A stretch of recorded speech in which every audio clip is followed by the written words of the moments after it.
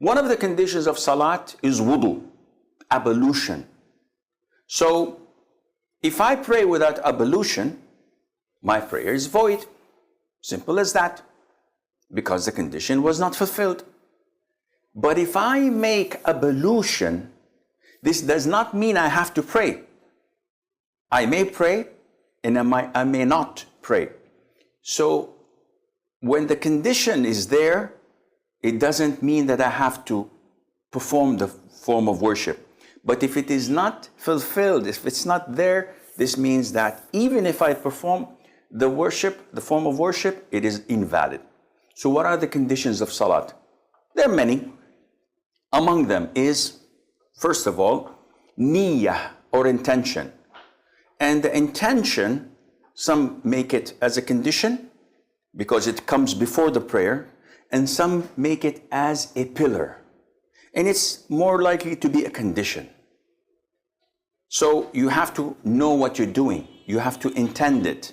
And I will not go into the conditions of salat because this is a long topic. But I have to know whether I'm praying Dhuhr, Asr, Maghrib, Isha, or Fajr. I just can't say Allahu Akbar and during the prayer say, what is this? I think it's witr. No, this is not valid. Second condition, facing the Qibla. So if I know the direction of Kaaba, I have to direct myself to it. If I know it's there and I direct myself this way, then my prayer is invalid. Third condition is the entrance of the time of prayer. So I want to pray Maghrib, and I can see the sun is about to set, or half of it has disappeared, and I say, Allahu Akbar, your prayer is invalid. Why?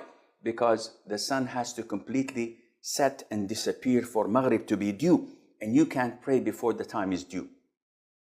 Condition number 4, to cover your awrah. So for a man, I have to cover from the navel to the knees. This is my awrah. This is the private part that must not be shown.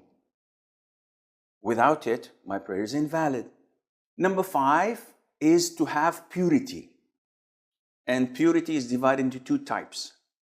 Wudu, which is uplifting the status of impurity.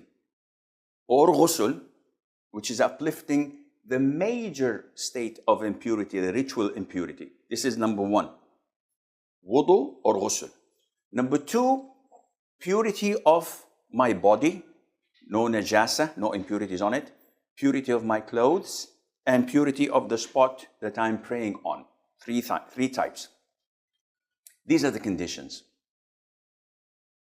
You can look for more details in the books of fiqh, but this is something you have to understand and know.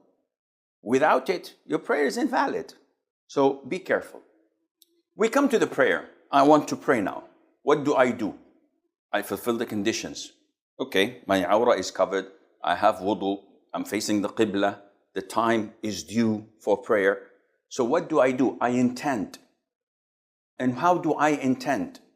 Intention is in the heart. It's not something that you verbally say. So if I want to eat an apple, I don't say I intend to eat this green apple in front of me on the table. I just reach out and bite it. This is the intention. So my intention now, in my heart, I don't have to say anything verbally or mentally. I just intend to pray Dhuhr. It is Dhuhr time. I make wudu, I come and I stand. The intention is there.